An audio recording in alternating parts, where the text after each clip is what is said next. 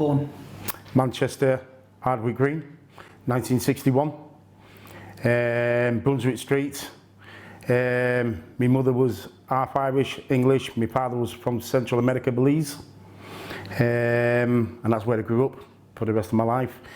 Up into my mid-teens when I moved to Cheetham Mill with my sister, who lived on Cheetham Mill, Waterloo Road in Cheetham Mill, yeah.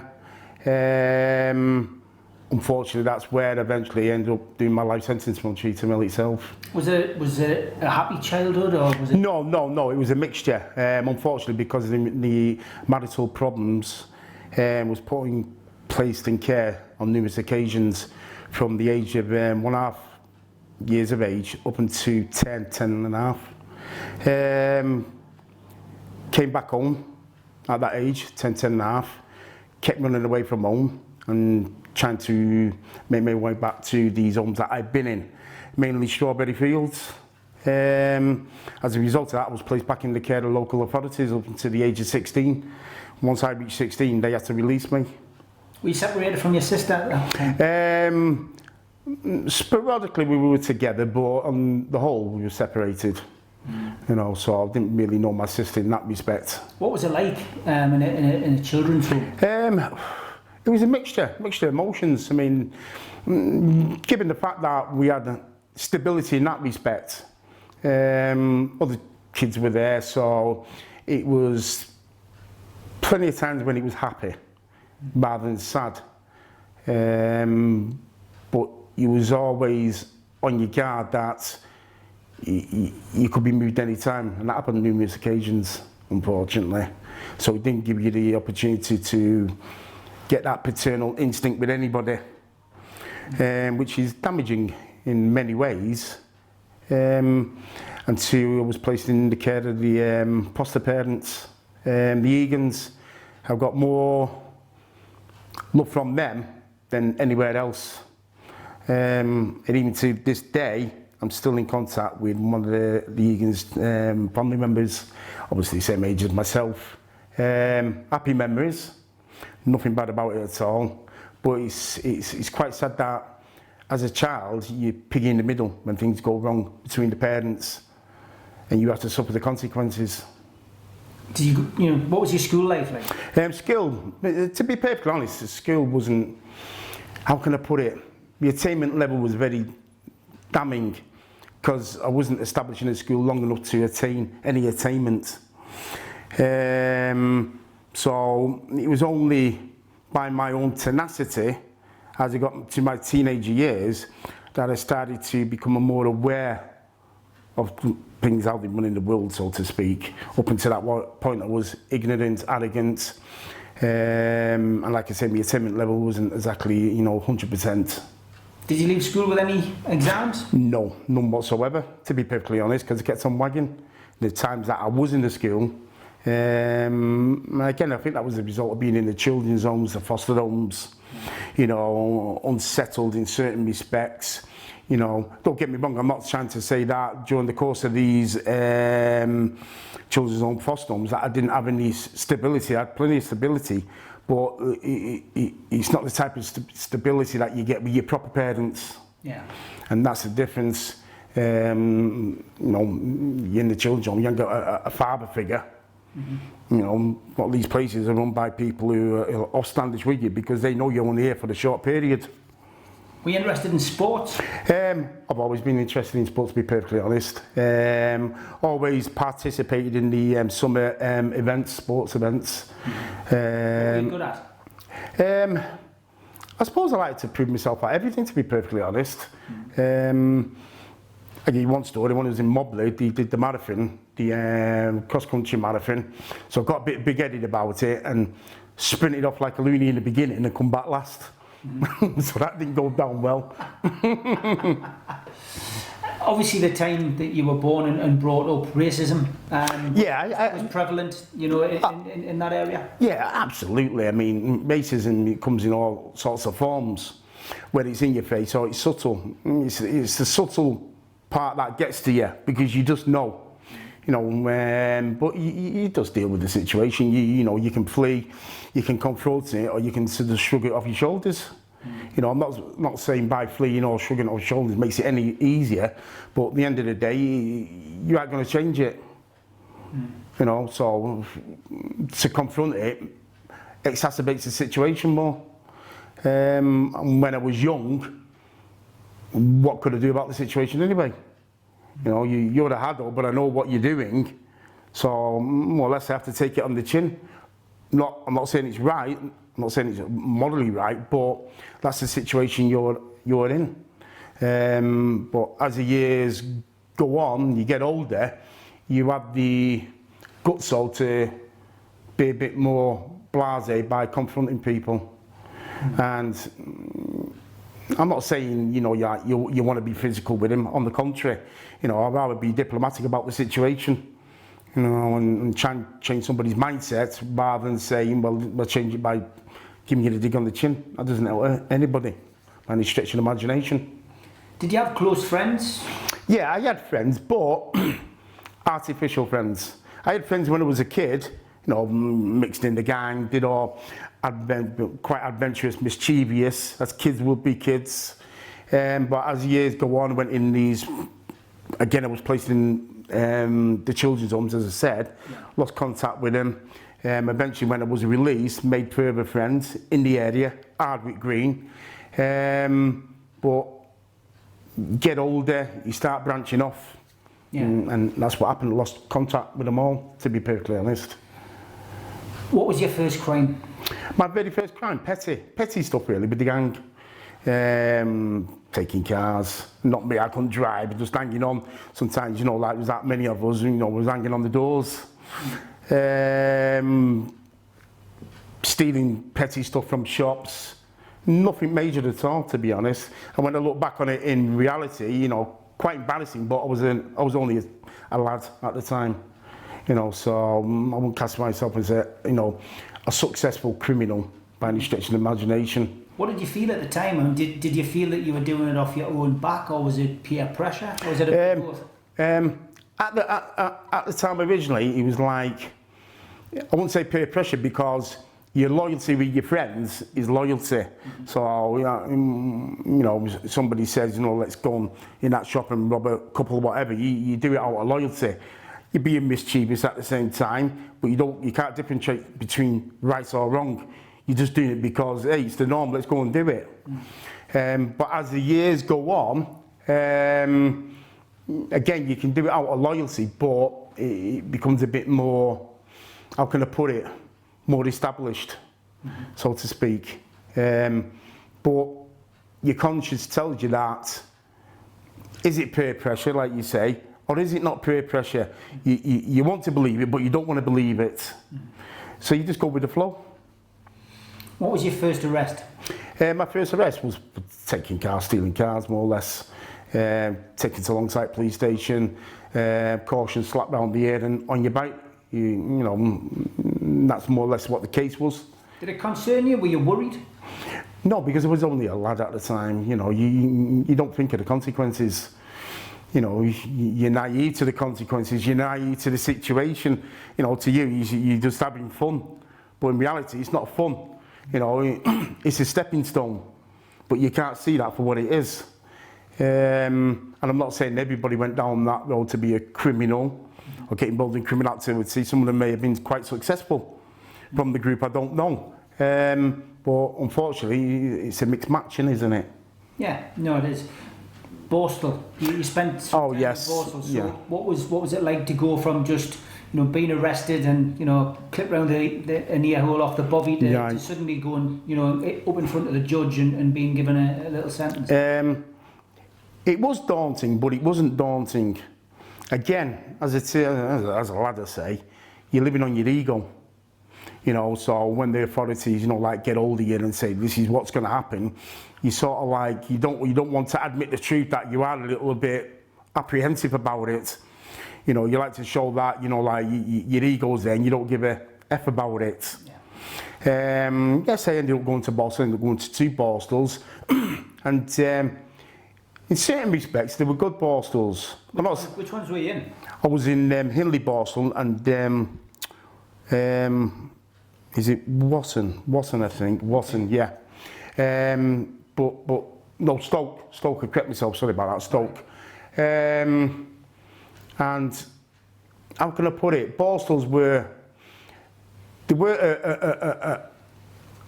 a stepping stone to prevent you from committing criminal activity, because you're mixing with criminals, hypothetically, and that's the irony of anything to do with imprisonment. But you grow up more faster when you're in them places, because you're confined with people with lads where the egos are so right up there in the air that to even just say the wrong thing, you're getting in a confrontation. You know, and it's all right thinking you're the cock of the land when you're not the cock of the land. You know, there's somebody always out there prepared to give you a better idea than what you can give them. So it was a double-edged sword, Borstal, because on the one hand, the confinement did make you think, but on the flip side, you used to gloat at the fact that you're there with the lads, because in reality, I think everybody's attitude in Borstal during my era was, we're here, so what? Let's get on with it, you know, because you were getting fed, you were getting fit, you know, and that's it. And you know, and this is the point, Borstal was only short term. You knew you weren't there forever. You were there for 9 months, so inevitable. You know you're going out the gate. I spoke to a lot of people who've been to Borstal, and they said very similar to you. It's like training ground. It's like a step to the next level. You know you don't. It's not there to prevent people from committing crime. It's there to almost helps them progress, because you're meeting different people of the same kind of mindset. When you went in, did you go in and did you set your stall out? Did you because it can be a place where you're bullied? Is it somewhere where you? Absolutely. I mean. No, I don't classify myself. Not even when I was a lad, I didn't classify myself as the cock of the north. Yeah. You know, I'm just a lad. I'm just like, you know, the Tom and Harry there and getting on with it. But you are conscious of the fact that there are bullies around. Yeah. You know, no doubt about it. I wasn't confronted with any type of bullying whatsoever. I was confronted more with the fact that people like to throw the weight around, rather than slap you around. But again, you know, I suppose we're all in the pecking order. You know, you just know that, well, I can't go down there because they rule that down there, so I'll keep away. And not because you're right, because you can't be bothered, well, I'll keep away from that. But you're right in what you're saying, you know, whether it's Borstal, whether it's imprisonment, whether it was detention centre, these places on confinement, all they are is learning schools for criminal activity. Hence, so anybody that seems to think that you regardless of what stretch you're serving, you're going to come out, rehabilitate from the system. It's not the system that rehabilitates you, it's yourself, your mindset that changes your ways. But again, that's up to the individual. How did you deal with authority in that? Authority. Authority. I mean, how can I put it? I mean, you got a mixture. Ambiguities go very far and wide. You got some who bring the personal problems to work, so they're going to take it out on people. When I was a lad, I did experience, like certain authoritarian figures wanting to be dogmatic with you. Wanted to overpower you. They were the lord of the land. They had the upper hand because of the confinement. So you're not frightened, you're on edge with him. Because, if he's telling you he'll do that, you know full well that to refuse, there's further repercussions. So you think, bollocks, I'll do it then. Even though you don't want to do it. And it's not because you're frightened, because you can do without the hassle. Okay. Taking a step towards your main crime, how did you start going down that particular road? Well, like I said, it started off with petty crime. And I mean petty, I'm not no successful criminal by any stretch of imagination. And one thing led to another. And it was like a leap from A to a leap to Z. And the area that I lived in, Cheetham Mill, next to Salford, at that time there was a lot of conflicts between Cheetham Mill and Salford. And there's a place called Waterloo Road, and it was like no man's land.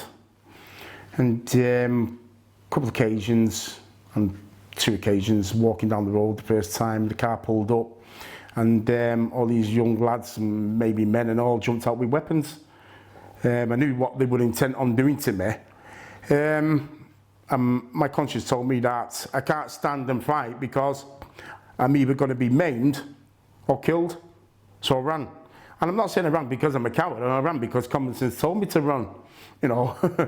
And then the second occasion it happened, I was with my friend, Kane. And again, similarity, car pulled up, men jumped out with weapons. And I'm talking machetes, flint knives, baseball bats, whatever.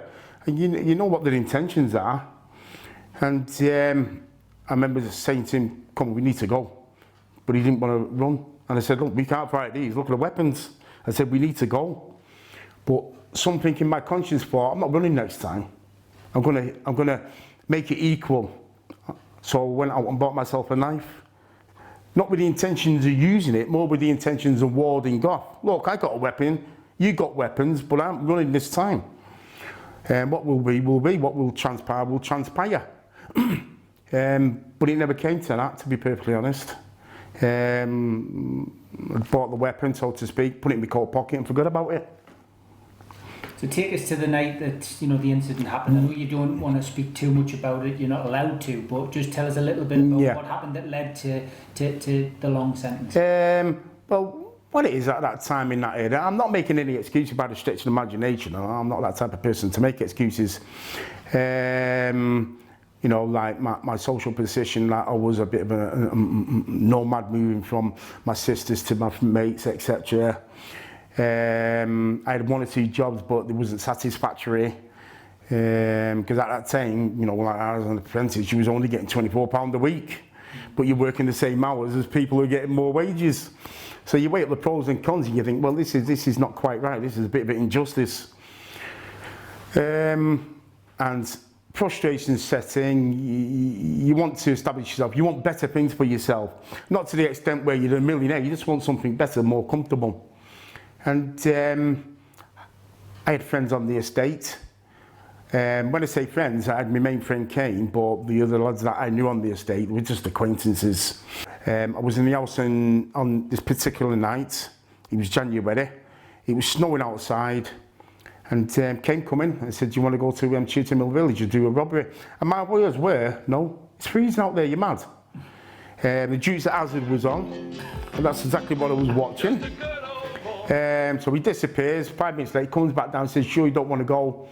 My conscience got the better of me, and I went with him. And it's just by coincidence that I picked up the coat with the knife in, threw it on myself, walked across to the other lad's house. And agreement was we were going to go to Cheetham Mill. It wasn't pre-planned by me, it was pre-planned by them. Go to Cheetham Mill and do a robbery on a furniture day shop. Got there, the place was shut. So, you know, sort of like arguments amongst ourselves, come all this way for nothing. So we decided to take a shortcut through Cheetham Mill. And seen 2 blokes locking up the jewellery shop. And as teenagers, you just presume, you know, you think, oh, maybe got something in that briefcase there because they're locking it up. You know, your imagination runs wild, your expectations run wild. And after locking the premises up, across the road, we followed them. And once they went in a place called Wilton Polygon, like a residential park at that time, remember going up towards him, he was walking in front of me. And just as I got near, just simultaneously, I pulled the knife out of my pocket. Not with the intention to use it to more or less threaten him off, just give us the briefcase.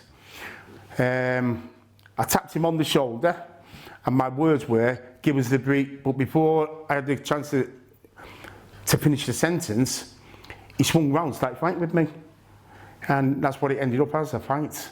And at that given time, I knew nothing had transpired seriously that I warranted his death, because my recollection of seeing him as I was running away from the scene, so to speak, he was stood up pushing himself down.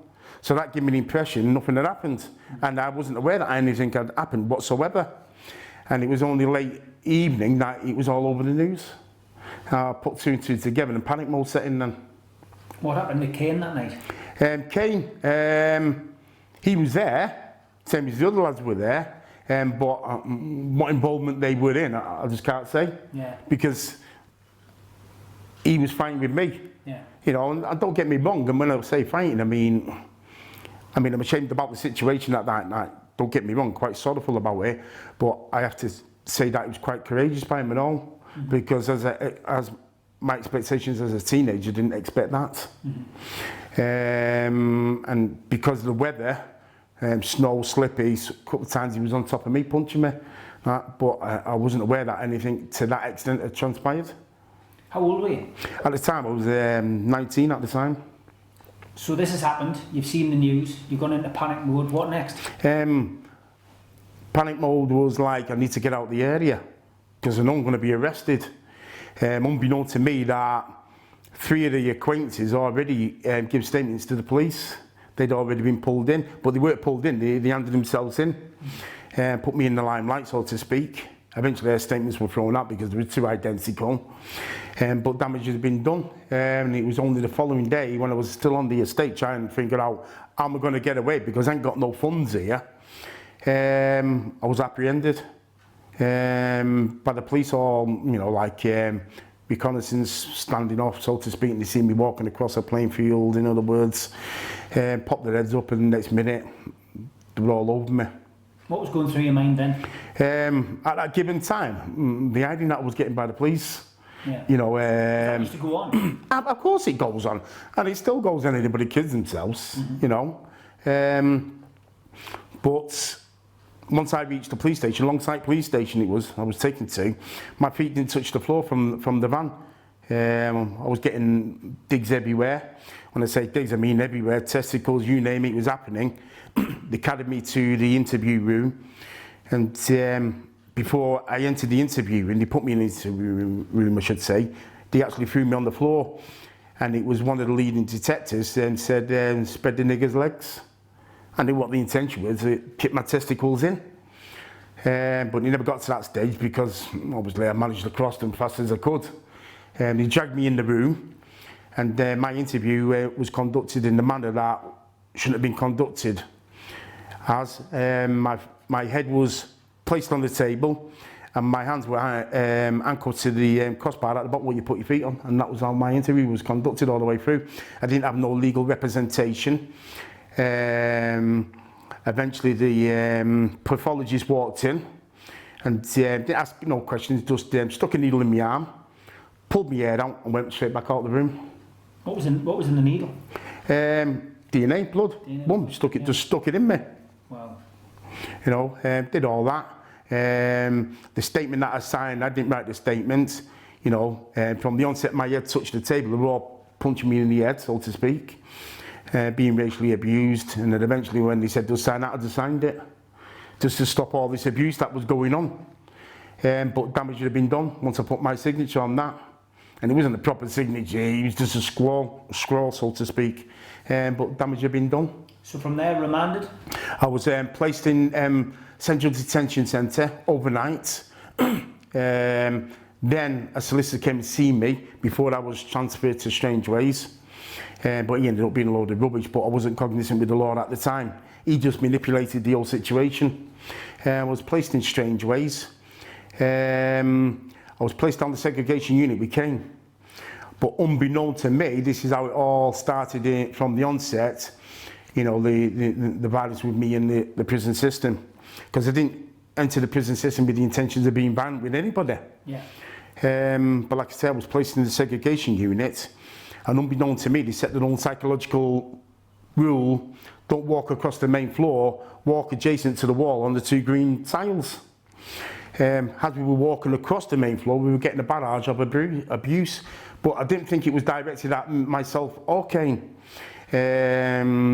Derogatory abuse and all. Kane was placed in the cell just as you enter, and I was marched right down to the bottom.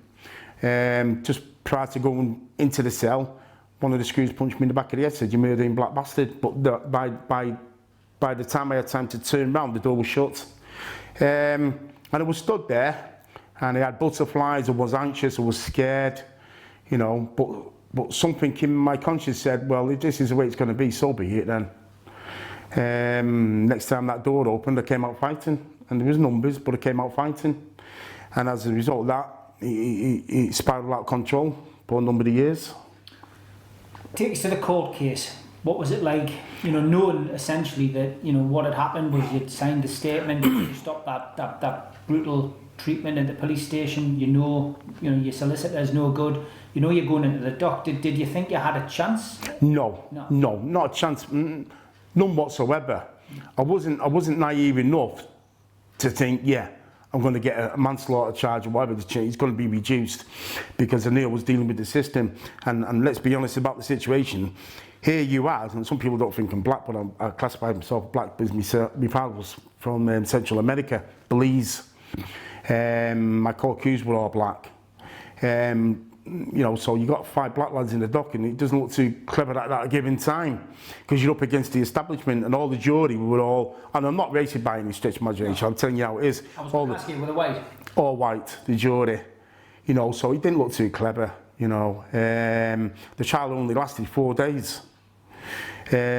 Coppers were getting in, telling lies, because at that given time they didn't have tape recording machines in the police station. It was all done by notebooks, so they could manipulate the wording, the whatever, and that's exactly what they done.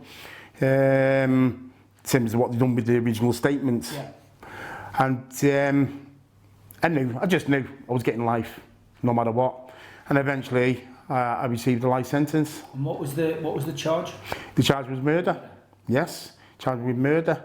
And the thing that was astounding about it was, up until the point I was giving evidence in the dock, I never seen the pathologist or the forensic and the pathologist photographs.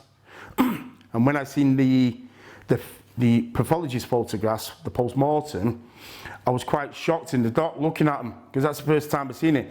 And obviously they got to do the post-mortem, so they do all sorts to the body, and they more or less butcher the body. But to me it seemed to give the impression that I'd done all that when I didn't do all that, you know. And I was ashamed about it, but I was shocked at the same time looking at them. And no doubt members of the jury were in like-minded, thinking, oh, look at this, look at the podcast, see what he's done. You know, and like I say, eventually, you know, I received a life sentence. What was the actual recommendation? The recommendation was 15 years. But at that given time, I thought, 15 years, but once you enter the prison system, and eventually I came cognizant with the law and the prerequisites, how it runs in prison, that's just the minimum term. Yeah. That's just a recommendation by the judicial that you will do 15 years for retribution and deterrence.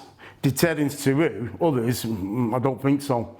But that's how it works. But once you reach that tariff stage, you're not released. Nobody gets released. No lifer gets released.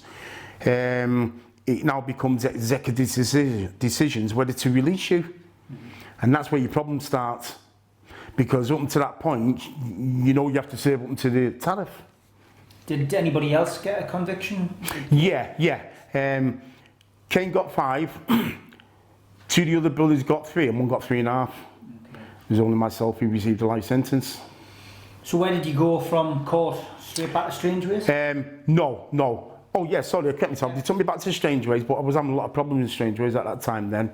I was forever up and down the block. With the screws? With the screws, yes. That's how it was transpiring.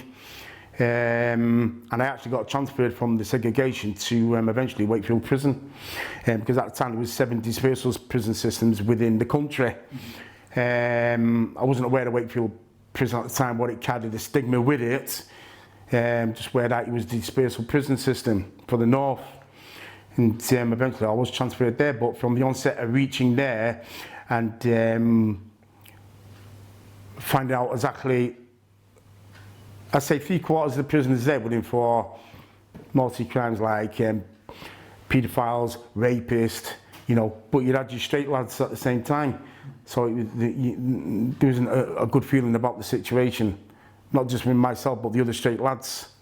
The straight lads used to hang about with themselves, but like I say, from the onset of each and there, I was forever in conflict. Was Wakefield, you know, was it a better jail than Strangeways, facilities and the screws? In facility, I won't say the screws, no. Exactly the same as the Strangeways. And the reason why I say that, because probably they felt they got their upper hand, because 3/4 of the prisoners here are all in for their own crimes, so we can wag the finger more here now. Yeah. And occasions the chat wagged the finger with me, he used to backfire, to be perfectly honest, because I thought, no, I'm not happy with the situation, I'm not happy with the jail, and my intention is not to remain in this jail anyway. So I was forever up and down the segregation, you know, until eventually they said, right, you're being transferred. Were you category A? At the given time, I was a category A prisoner, yes. From the onset of being arrested, he made me a category A prisoner. So what was your average day when you weren't down the block? What would be your average day in a prison? Average day in a prison would be like, if I was designated to go to the workshop, I'd go to the workshop. You know, you could attend the gymnasium, I'd go to the gymnasium. During the evening when it comes association, I'd just intermingle with the other straight lads. If I could cook, I'd cook. But 18 months into my prison sentence, this is including the Strangeways, because I did 9 months on remand, including the time I'd done at Wakefield. Once I reached the dispersal, I had the own comforts like anybody else. You know, I had a dash stereo system in the cell, big pictures on the wall. At one stage, even got a budget. You know, yeah, trying to teach you to talk. The Birdman at Wakefield. Yeah. But it's one particular evening, I'm sat there, and I thought, I don't want all this. This doesn't compensate. This doesn't mean nothing. Yeah. And I remember, you know, like ripping everything down, getting an old prison sheet and throwing everything in it.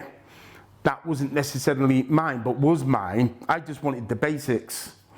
And I remember after I ripped myself to shreds, put all the possessions in it that I didn't want, I dragged it out of the cell and threw it over the railing onto the safety net. And I remember standing there, said, anybody wants that? I said, just take it. And I walked back into the empty cell. And from that day on, that's how I lived. Slept on the floor. And more or less, my provisions were just my toiletries and my prison clothing that I had on. Sleeping on the floor was something which I was going to mention. You've mentioned it now, so let's talk about that. What was that like? I mean, you know, you became used to it, didn't you? Yeah. I mean, don't get me wrong. I mean, for the first, let's say, 2 to 3, maybe 4 weeks, it was uncomfortable. More so on the hips. And then all of a sudden, he just went. And best thing he ever done. Never had a problem with my back and limbs or anything, you know. And it was easy for me to roll up my blankets or my sheets and do my exercises in the morning like I've always done. And then just wait for that door to be unlocked and get on with the daily activities, whether I'm down the block or whether I'm on the normal location. Did you have anybody on the outside? Because I know obviously you know your parents and you separated at such a young age. You went into care, etc. Did you have anybody on the outside? Was your sister still in touch? Yeah, no. I mean, how can I put it? I revert back to the fact that me and my sister, you know, only met each other momentarily because of the situation that's growing up in you know care homes, children's homes. So there wasn't that kind of, how can I put it? Support, you know, no support system. No support, but it's not the support. There wasn't that paternal instinct. There was no like love for each other. Okay. I didn't know her. She didn't know me. So in effect, I was more or less serving my sentence on my own. But from the minute I entered Wakefield, I met a bloke there from Liverpool, and we became good friends. And until the day I got out, even while out, he remained a good friend. So he came and visited? He came and visited every now and then, because if Everton was playing, forget the no visits, he ain't coming. Are you a football fan? No. I mean, the times when I was going through the system, I did have my times when I settled down, you know, units, special units, etc. You know, he'd come and say, you need anything? I'd just say, I just need some shorts, train and all that. And it's always Everton gear. Yeah. And I said, it's like I'm advertising for Everton, what are you doing? Let's get on to Strangeways. And obviously you'd been in before, so you knew what it was like. Yes. You've already painted a pretty bleak picture of it with the way the screws were. Let's move to the infamous riot, Yes. which occurred in 1990, a year for football fans, which was great because England had a good football team. And Gaza in the centre of midfield doing well, and we almost won the World Cup under Sir Bobby. But in Strangeways, things were getting out of control. There was over 1,600 prisoners in prison, where it was supposedly only supposed to be 900. See, what it is, right, I mean, to put it in a nutshell, it just wasn't about Strangeways. It was about the prison system on the whole. Yeah. Because all Victorian prisons, they all operate the same. You know, there's pros and cons in every prison. But you know, the fact of the matter is that Strangeways led the way to radicalise the system in that respect. Conditions were quite atrocious. People, you know, were like locked up sometimes 24 hours because of the screws, and I've been there myself, other prisons, local prisons. You know, there's rain clouds in the sky, but it's not raining. There's no exercise today. So you're locked up in your cell all day. The food was atrocious, you know, honestly. You got one shower a week. You had chamber pots. You don't get me wrong, you had slop out 3 times a day, but what you need to understand is that some people, you go to the recess and there's another 30 men stood behind you, and they can look into the recess, you know, 10, 12 of them already, and see the people trying to perform their ablutions because the door is cut in half. Some people aren't capable of performing because they feel embarrassed about the situation. So inevitably, and I don't agree with it, by the way, because I've never done it. I've done dirty protests, that's different. But given fact, some people used to throw excrement out the windows and all that. And I understand why they're doing it, but I don't agree with it. But at the end of the day, they create that situation, the system. So you can imagine, you know, like the smells when they're emptying the slot buckets. Sometimes they'll block up the solution, it all come over the landings.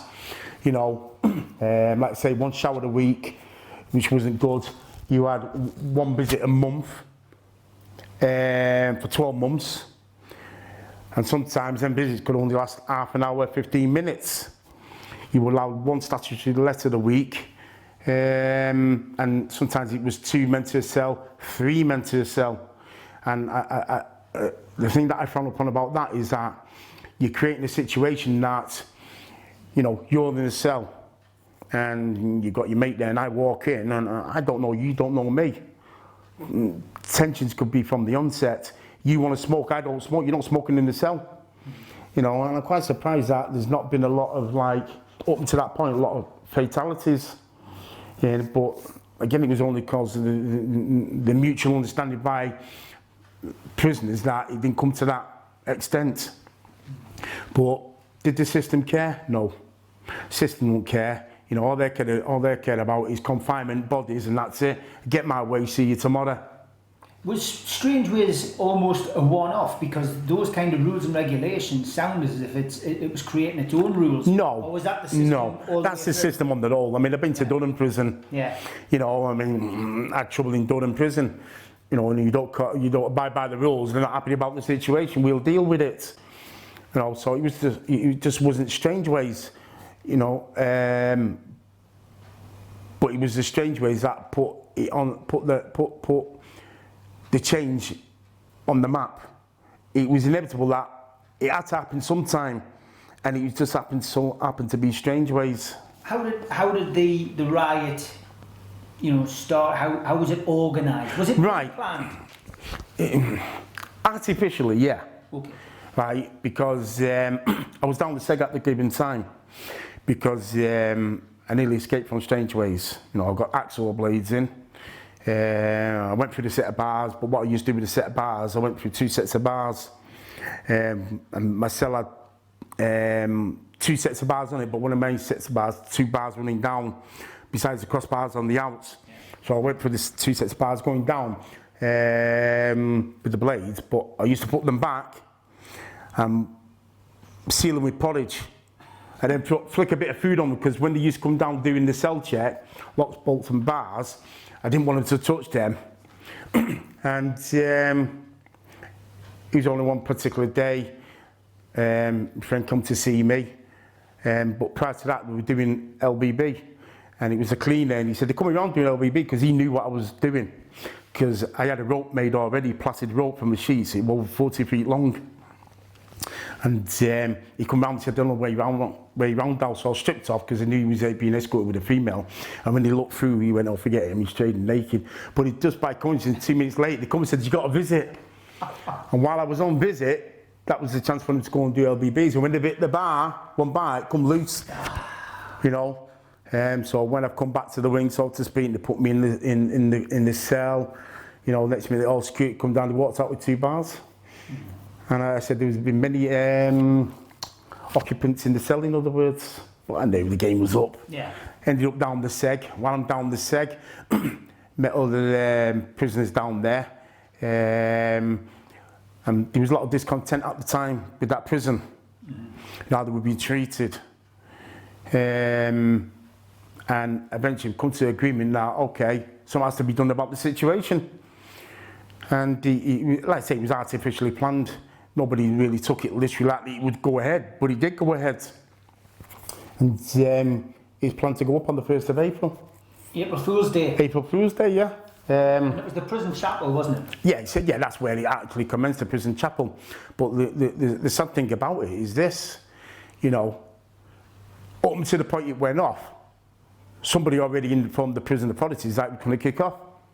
But what they done, the sex offenders that used to be in attendance from Sebring, they went round telling them, you can't go Sunday because it's going to kick off this weekend in the chapel. So why did they let it go ahead in the chapel if they knew it was going to kick off? So effectively, they wanted it to go ahead. We're not bothered, we want it to go ahead. So I attended the chapel, and one particular individual stood up during Lord Proctor's sermon and criticised his sermon. Then another prisoner stood up with 2 sticks, ran down the aisle, and that was the cue to everybody, let's do what we're going to do. And next minute, mayhem. It went up the old chapel, you know, all sorts were happening, etc. But even though I ran to the front of the chapel, my instinct said to me, maybe I might be able to escape here. So I remember getting hold of the screw, prior to him shut the door, barged it open, he was locked trapped behind the door, took his keys off him, gave him a dig on the chin, he went running down the passage, and I thought maybe I could go that way, but someone told me I can't go that way, because obviously he's run that way. I went back into the chapel, and went up the aisle to the top, exited, and I realised, you're escaping here, mate. And I remember passing the keys to another prisoner. And I said, there's the keys, because there was another set of keys taken off a screw and all. Yeah. And that was it. I ended up making my way up to the roof straight away. So I mean, obviously it's just noise, there's excitement. Oh, mate, it's all happening, and it's like it was like no alarms. You could hear the klaxon going, but no alarms. But everything was happening. I mean, it was like they sent in the old demolition squad. You know, everything in the church was getting ripped up, pulled down, damaged. Went into the landing. Oh, by this time, prisoners already been let out the cell. There's still prisoners being let out the cell. So everybody's running amok. Yeah. You know, they're letting the frustrations out, letting their anger out. So there's no plan, it's organised chaos, isn't it? Everybody doing what they want to do. Everybody for themselves, like the OK Corral. That's exactly what was happening. But even though everybody's caught up that time, within the moment, so to speak, somewhere along the line it has to quell down. Yeah. You have to become organised. You have to some sense of, you know, like, all right, forget your camaraderie. You got some sense of control here. You got to realise what's the situation about now, because you're making a mockery of yourselves now. So let's not distract from what it is about. And eventually, it just settled down during the evening. You know, yeah, you still have pockets of people acting daft, whatever, enjoying themselves, playing music on the roof, dancing, whatever. But the thing that really knocked me as the evening drawn in, you know, the kitchen had been raided, the canteen had been raided, you know, and people were just discarding the food anywhere, throwing it all on. And I thought, why would you do that, given the fact that you bemoan that the food you're getting is shit, in other words. But now here's you go an opportunity to have the best of the best. Because I did go to the kitchen myself. I was quite shocked when I entered the kitchen because there's tin stuff there, there's meat stuff there that you don't get fed. So obviously it's going out the back doors to the screws, they're taking it all home. You know, whether it's the office's mess or in their own private accommodations. What was your mindset on day one, and once it had all settled down and you know you're up on the roof? What was your mindset? Right, well, I knew for the fact that my fate had been sealed. Yeah. You know, my life sentence prison there. So inevitably, not even if I would have come out in the early stages, he would have still went, "We got you, Lord." You know, we got you, because I didn't get transferred there on good intentions. I got transferred there on, I was ghosted there. You know, like I said, I was down the block and all that. So I knew my fate had been sealed, but at the same time I thought, this is a golden opportunity now for those that have got their head screwed on, you know, to get the message out to the outside world, what's transpiring in these places, what exactly is going on. You know, because I think people would be quite shocked at the revelations, I should say. And it did come to that, to tell you the truth. You know, many prisoners did exit the first evening, but nobody was forced to stay, by the way. You know, you want to go, it's up to you. And as the week went on, it dwindled down in numbers, and the second week numbers again. But those that were remaining managed to get the message out. Those early days, obviously, you've said you went to the kitchen. There was canteen. Some of it had been, you know, thrown all over the place. But you managed to, you know, to get some. So that first few days, obviously, you had food. Was there a game plan? Were you thinking we'll keep this going? Were you expecting the screws to come in earlier? What were you thinking? Mixed emotion, to be honest, because you know, like it was like surreal. You know, here's a situation going on, but you expect the inevitable. You expect them to come in, bang. Yeah. We're quelling it now. But when it went on for 25 days, it was like, wow. Why didn't it? Right, well, as I said, eventually when I got apprehended and I was being interviewed, and I just know I hit the nail on the head, because I said to him, let me tell you something, you let that riot go on deliberately. And he said, what do you mean? I said, what happened the evening before the riot? And they all sat there scratching their heads like whatever, I won't say monkeys, but like monkeys. Yeah. I said, let me enlighten you. It was the poll tax riots down Trafalgar Square. It kicked off, and I said that was ready to disperse.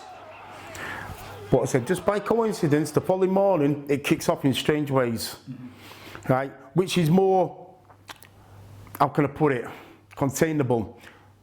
Poll tax riots or Strangeways, it was Strangeways.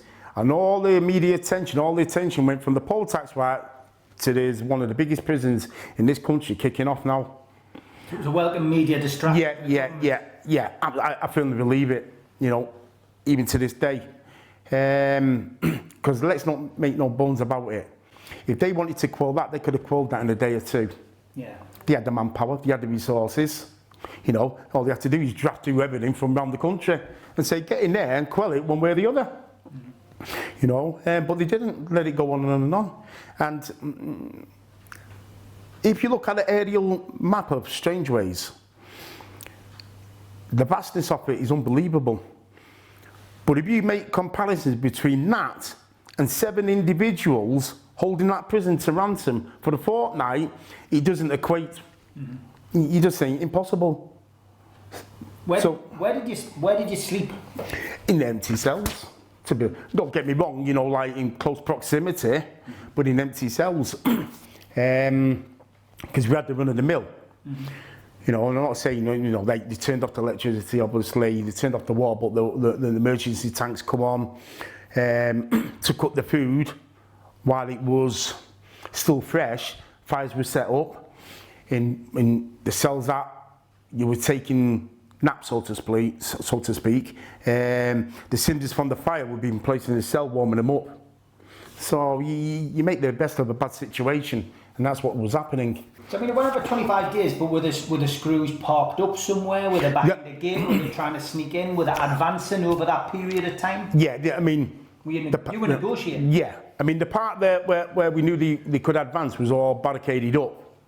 So for them to get through that barricade, they're going to have to make some tremendous noise or be able to, you know, like, teleport through it. But they were there all the time, in the numbers, you know, in the building, but mainly how can I put it, two sections to Strangeways. You've got the convicted area and you've got the remand, and it's only separated by a corridor adjacent to the kitchen where the kitchen workers go. So if you wanted to, you know, like, you know, we knew they were there, but they were also on the outside and all surrounding it. The main part where they come into work, F-wing, even though it was barricaded off, on the other side of that barricade, you could see them. But like I say, they couldn't enter without making a noise.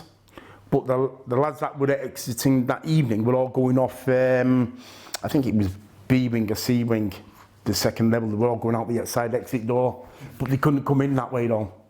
How did the negotiations start? Negotiations started on the 3rd, to be honest. People most probably wondered how we got on the roof. We got on the roof because at that given time they were doing construction work inside the rotunda, and it was all built up with scaffolding, and it went right to the top of the ceiling, and that's how people were able to get up to the roof on the top of the rotunda, smash the windows out and climb onto the roof and go A, B, C, D roof. It's up to you. And what you call it, on the 3rd they were trying to come in on E-wing, and they managed to get in on E-wing, but they couldn't get past the main barricades into the rotunda to get to the rest of the prison. So they were establishing on each landing. Quite foolishly, really, because the lads were above them on the... it wasn't the safety wire nets to prevent people from getting to the roof, if they can get to the roof. The lads were established on that with scaffolding poles, 20 feet long scaffolding poles, and they were being launched down at them. And believe it or not, they were going through the floor, some of them. A couple of times, you know, tried to shield them up, but the shields were getting shattered. You know, catapulted out the hand, so to speak. The situation was quite precarious when you look at it. But again, it was foolish by whoever gave the command, go in. Yeah. And it cooled down. A couple of lads were started talking. Next minute, it got to the fact, you know, like, can someone come down and talk to us? And it's like anything else, like any given situation. It can't go on like that forever. There's got to be negotiations, there's got to be a happy medium somewhere. You know, cards got to be put on the table, this is what it's about. You have to meet us halfway. And eventually I ended up going down. I went down with me and two other lads. And don't get me wrong, when I dropped down onto that landing, amongst the mufti, I thought, this is it. This is going to snatch us anyway and give us a good hiding. But they didn't. The people who met us was the POA, Peter Hancock's and Rigby. And they said, come on, come with us. So we walked, but as we were walking amongst the mufti, they were all coming out with snide comments, what are you doing talking to these bastards and all that. But they just held their head high and I just ignored. Got down to the old hospital complex on the end of E-wing, went to there because that was now their headquarters, and just laid our cards on the table, told them what it was about, you know. But all they were concerned at that given time was the young prisoners. Can they come out? But as I rightfully said to them, nobody's forced to stay in this incident. Anybody can leave any given time they want. And they said, well, can you convey that back? And I said, yeah, I'll do that, no problem. But as I said from the onset to them, and every time I went down to negotiate, I said, I'm not coming out. You're going to have to come in and get me. And their attitude was, that's fine. And that's how it transpired all the way through the incident. Went back, kept to me promise, told them, shouting, anybody wants to leave, they can leave. Again, numbers started to dwindle off more and more. Yeah. Obviously, there was so much media coverage, which you would expect with a prison riot. But I mean, it was you almost became celebrities for 25 days. Yeah, I know. I mean, personally, I didn't want to put myself in the limelight because I was more concentrated on exposing the prison system. Yeah. This is why, you know, like I cut the joists off the roof.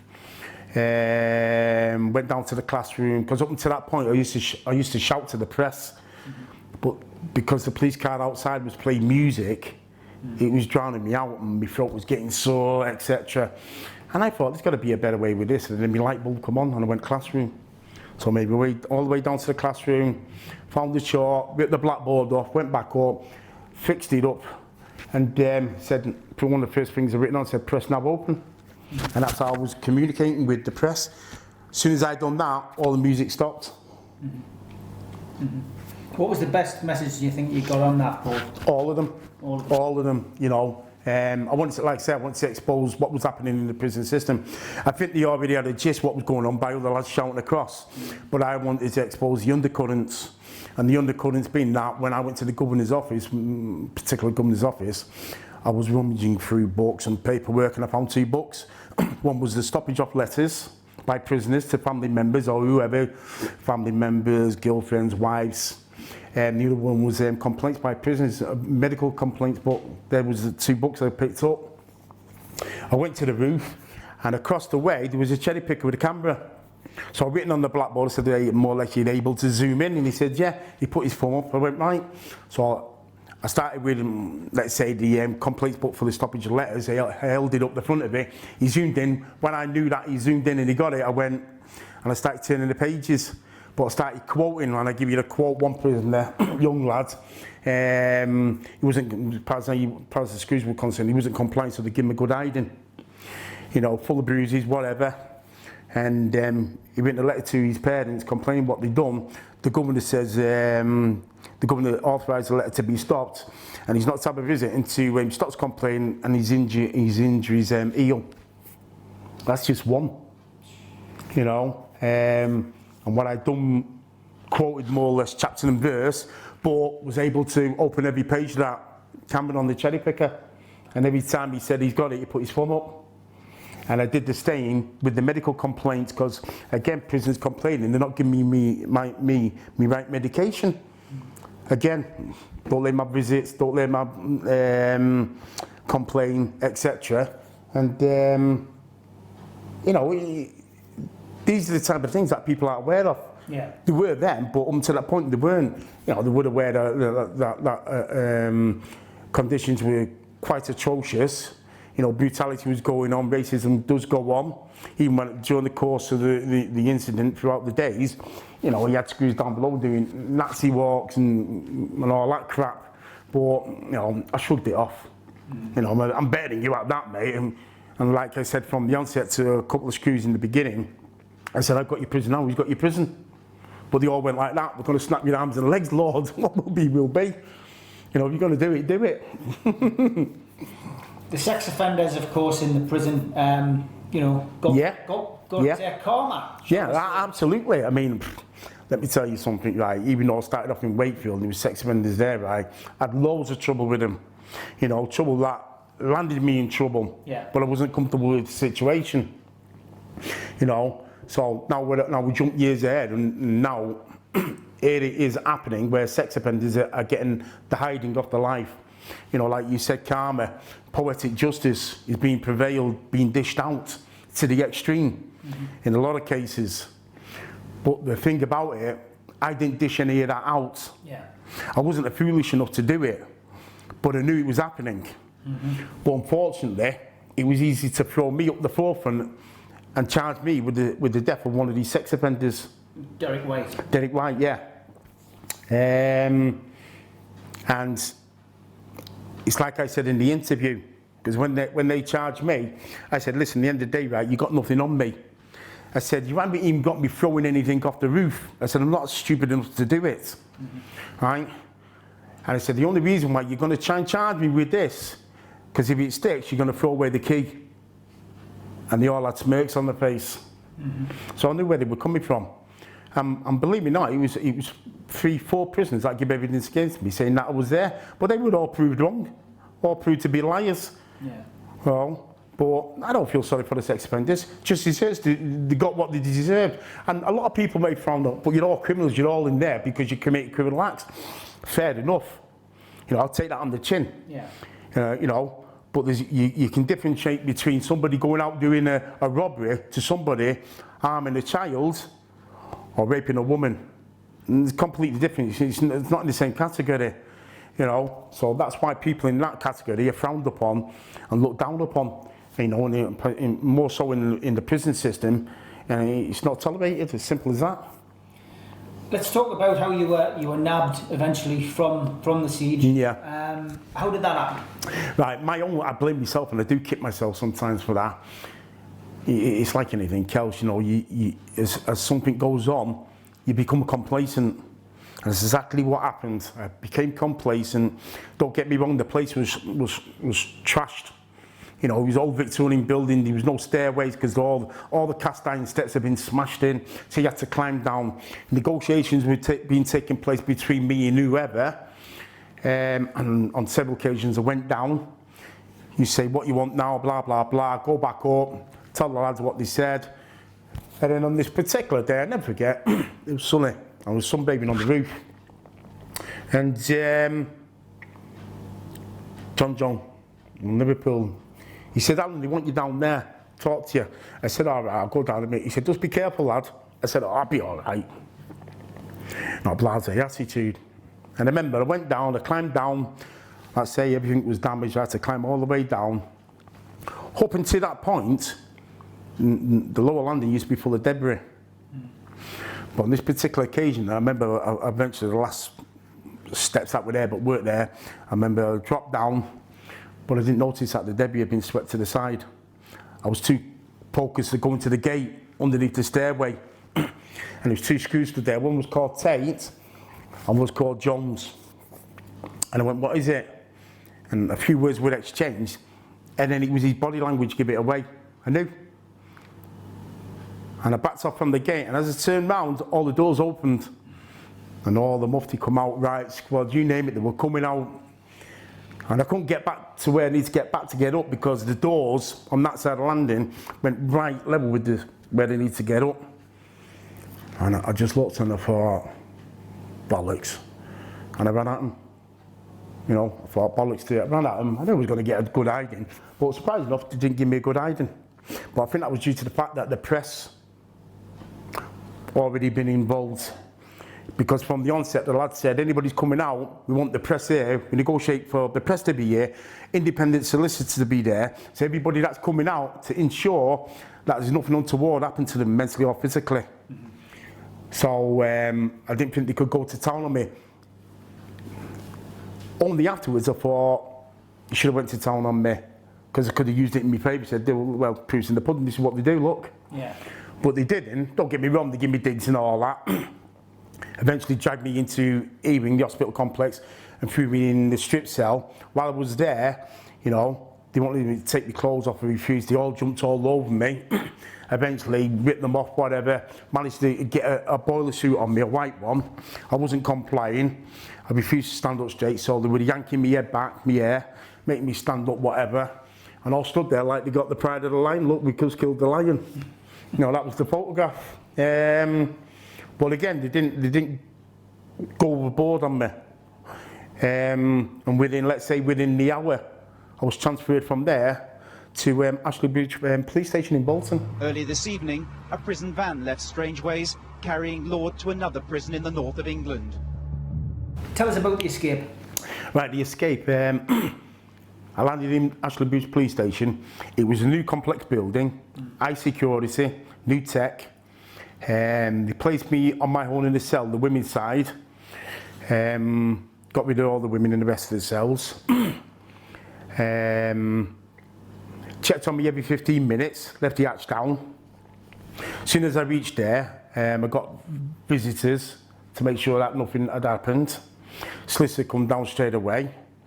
And it was only as the days were going on that I started to relax a little bit. But I was still on guard, but relaxed. And then on this particular day, because he used to take me for a shower every morning, round to the other side of the police station. And while I'm having the shower, I know they're in the cell checking it. And on this particular morning, they took me for a shower, and there was 2 sets of keys in the container. So I've come back, I'm stood at the gate, I've come through numerous gates, but I stood at the main gate to my cell. He's unlocked it, and then he's unlocked the cell door. As I brushed past him going in the cell, my eye instinctively seen the keys on the windowsill, bunch of keys. So I sort of like walked towards him to hide them from him, because he was still behind me. And he said, right, you got everything, Mr. Lord? I went, yeah, thanks. And he shut the door. I waited a couple of seconds and I thought, right, and I got the keys. And I thought, what do with these bunch of keys? Because I know the bunch of keys, but what for? And the only place that I could hide them was in the toilet under. So I put my hand down the toilet and there was a ledge right at the back of it on the top, and I put the keys on top of that. And I thought, my mind was ticking over. I thought, there's only 2 sets of keys in the container. How did my cell door get locked and that gate get locked? So my mind was overworking. But I thought, I'm not going to do nothing with these keys. I'm going to sit on them, see what happens. So 4 o'clock changeover shift, I was expecting the biggest commotion to come. Nothing. It was all quiet on the front line. And my suspicions were getting more and more. And I thought, is this a setup? Did he expect me to go this evening? Someone's waiting for me. But I didn't. I sat on the case for 5 weeks. And like you said at the time, he was the world footballer now, which did me the biggest favour in the world. Because I tell you, they were all focused on them TVs in that police station. And it went from 15 minutes to half an hour, from half an hour to an hour, and from an hour to whatever period to come and see how I am. And never forget it, because my hatch was down. I thought, man, I'm going to test these keys. And one key opened the cell door, another key opened that gate, but I didn't know what the other keys did. So I was in the main foyer of the police station, the sergeant's desk. And I thought, what do I do here? And on the early hours of the morning that I went, I've come out, locked everything behind me, left all my clothing there, left the sleeping bag there like I was still in bed. And what you call it, I could see across the sergeant's desk into the back room, they're watching the football. All folk, I think it was England playing that night and all. And then when I backed out there and I looked down the passage to my left, I could see more watching the TV down there. The door behind me was the way the visitors come in. 1 foot in, foot to the left into the visitor's room, and then you go on the other side of the glass. So I'm stood there and I'm thinking, what do I do? And I thought, push comes to shove, I'm going to have to go through the ceiling and go across. But it was all like, it was all guesswork, because I wasn't 100% sure. And then I heard a buzzer. So I've gone behind the door that lets you in our side to the visitor's room. And I hid behind the door. And they brought in somebody they've arrested. And it was WPC. She said, can you buzz me through, Sarge? And that's the door that was on that side. Yeah. To me right now, but to me left as I come out. And I thought, right. So as she's gone past and he's buzzed there, I've come scuttled from behind the door that I was hiding behind, went to me right, and just as the door was about shut, I put my fingers on it and stopped it locking. So I've gone through, shut it behind me, I was in the foyer. So there's a door behind, door in the front, door to my left, door to my right. And I thought, right, what's what? So I went to the door directly in front, and it was a glass, and as I looked through, it was their mess. And I could see windows looking out to the outside world, and I thought, oh great. But I thought, well, what do I do here? Is the coppers in this area? So the door to me right had a metal plate on it, and I presume this is the way from the front of the police station where they bring visitors in to go to the visit room, so to speak. So I remember a crouch down was pressing the plate, but nothing was happening. So I thought, I'll leave that. The door on my left was the generator room. The next minute, I've come back out, I looked for it, and I seen her coming back, WPC. So I thought, oh, bollocks to it. So I've come back in the left-hand side, hid behind the door now. So I'm hid behind the door, and the door leading to the back of the police station, the recess area, is go right and left. She's come through. I've come from behind the door again, scuttled from behind the door, and I've come up to my right side and I put my right hand on it and stopped it locking. But she's just behind me there. She hasn't turned round. I thought, if she just turns round, she's going to see me and scream like that. She didn't turn round. Heard the buzzers. She went through, the door locked, so I come out, and I went through into their recess area, the canteen area, in other words. and went straight over to their fridge and drank the milk. That's the first thing you did. I thought, I'll drink your milk. Drank the milk, and I thought, right, let's go. And I could see the double doors to the back of the police station, and cars there, whatever. And there was a room on the right hand side. That was the room where they signed in. I was going to put in the book, Lord signing up, but I thought, no, leave it. And I exited the police station, ran down the driveway, the back of the police station, crossed the main road, still had keys on me, climbed the fence, ended up in the field. I remember stopped momentarily and I threw the keys in the air and I shouted freedom. And I was off. I didn't know what, I knew it was in Bolton, but I didn't know where in Bolton. I'd never been to Bolton before in my life, first time there. And I remember running for a while, came across a brick wall, climbed it, dropped down, ended up in the cemetery, ran again, through the cemetery, climbed the wall, jumped down, I went down a bit of an embankment, and then there was a stream. I went bollocks nowhere, went through the stream, come up another embankment, ended up on the railway tracks. And I went, which way do I go, left or right? Ended up going left. And I ran all the way from there, Bolton, all the way down to Southport. Wow. Yeah, all the way non-stop. How long were you on the run then? On that occasion, 4 days. 4 days. 4 days, yeah. Were you having to like nick a few things to survive? And No, I was put up in a safe house, to be honest, yeah. You knew somebody? Yeah, I was putting up in a safe house and all that. The plan was to get me out on the 4th day, 12 o'clock that night, to Germany. The walls just come down, so things maybe things looking a bit more rosy. But it was transport that we needed from me, yeah, to get across to there. It was a person at the time that had a 40-foot-2 cruiser willing to take me. Wouldn't be knowing me that this person was the same person that was going to blow me up. So I was a bit on edge for the 4 days. Yeah. Because I know that they have the resources to try and find you. And what happened, eventually went to meet this person in Manchester, 18 men in cars, sensible people. They met her, staked out first, make sure they were, reconnaissance land or above. And eventually brought her back to Liverpool. And in the house, they all dispersed. I was waiting for 11 o'clock that night, because at the time I was going to get in transport, get down to the dock and go. And never forget, I sat there and heard the helicopter. And something, I just knew it was for me. It was coming in fast and coming in low. Mm-hmm. And I always said to him, I said, look, come to the top, you know where we're going in this house, don't you? I'm going. He just said, do what you got to do, Al. And no sooner as I got off that chair, it was above the house. And instinct mode kicked in, survival mode kicked in, adrenaline's pumping. I made my way to the back of the kitchen, fast as possible. Didn't open the kitchen door. I just went through the old door on the glass, banged the old lot. Hit the ground, rolled a bit, because I was conscious of glass at the same time. Stood up, the helicopter on top of me, in the backyard, the light, the floodlight and all.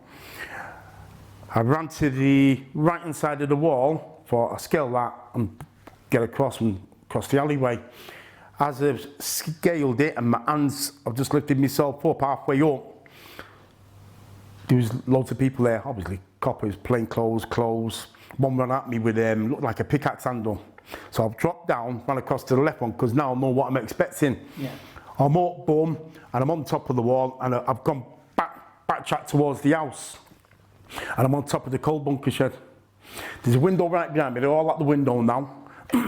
And there was 35 or 36 coppers around that property, all armed.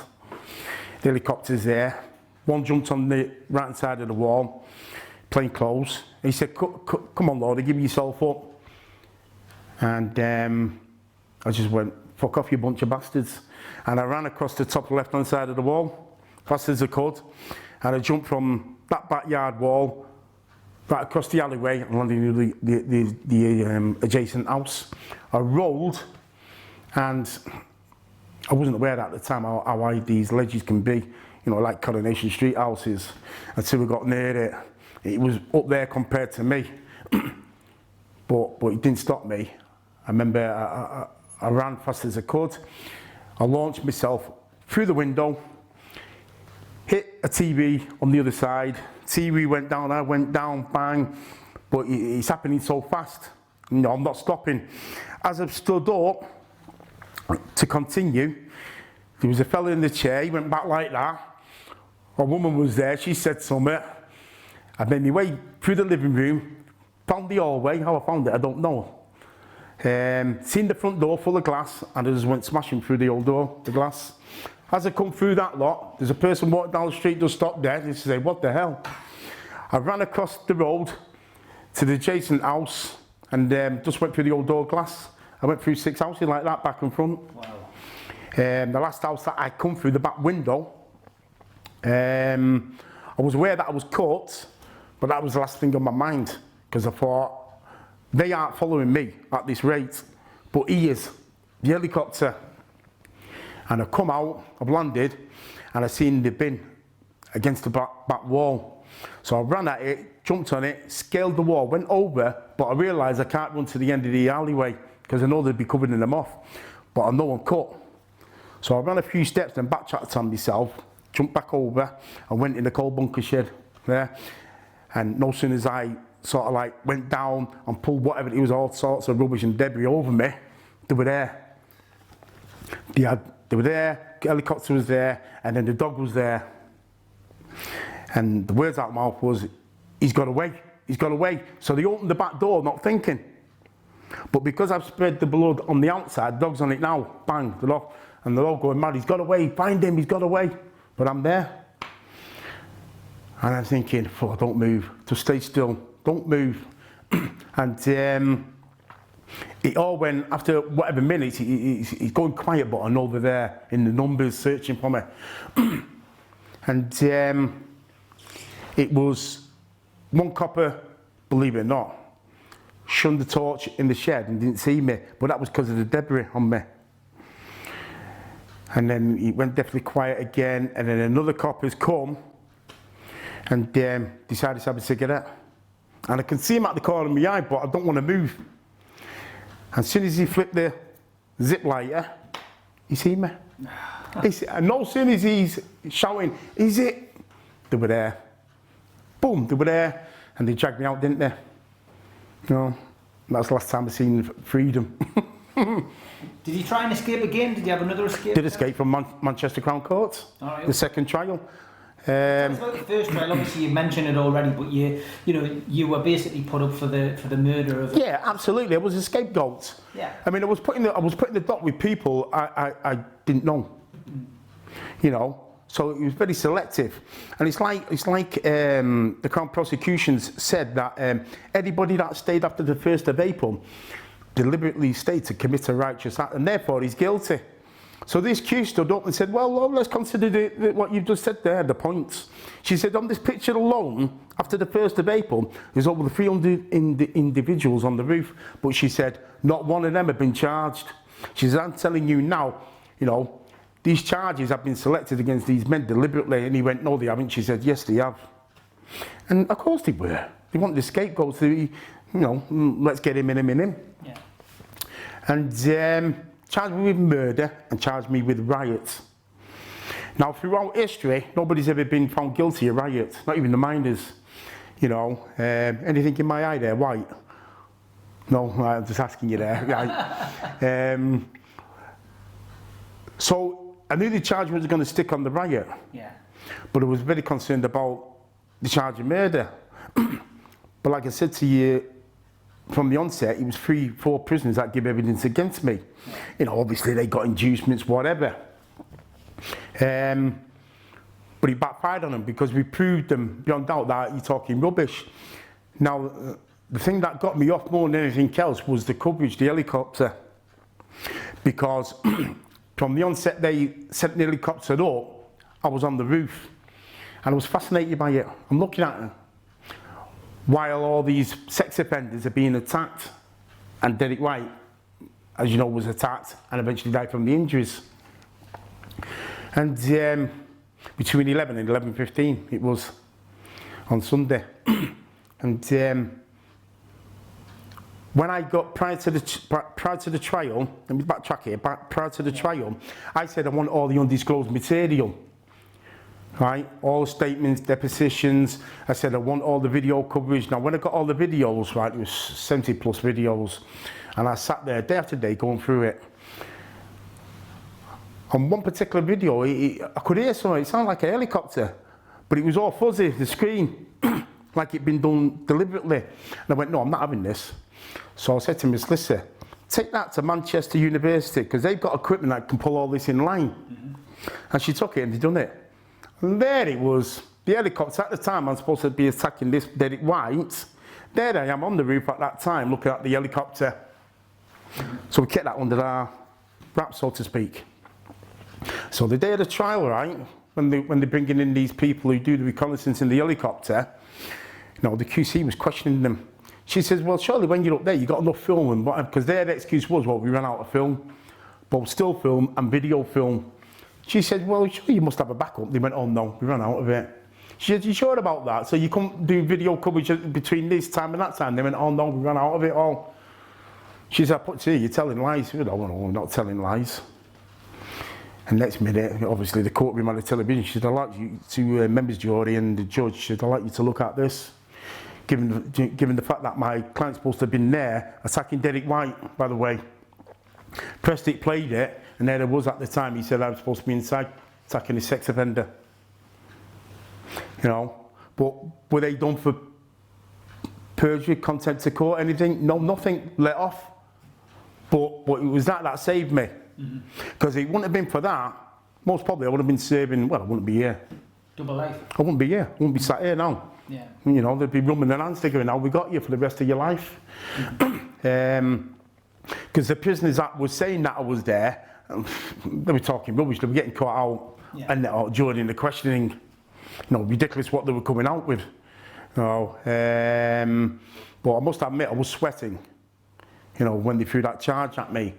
And eventually when the jury went out, and it was the judge that directed the jury to go out, he said I directed to go out and consider the new information. And when they come back, pass something to the judge, and then the judge deliberated and he said I dismissed the charge of murder.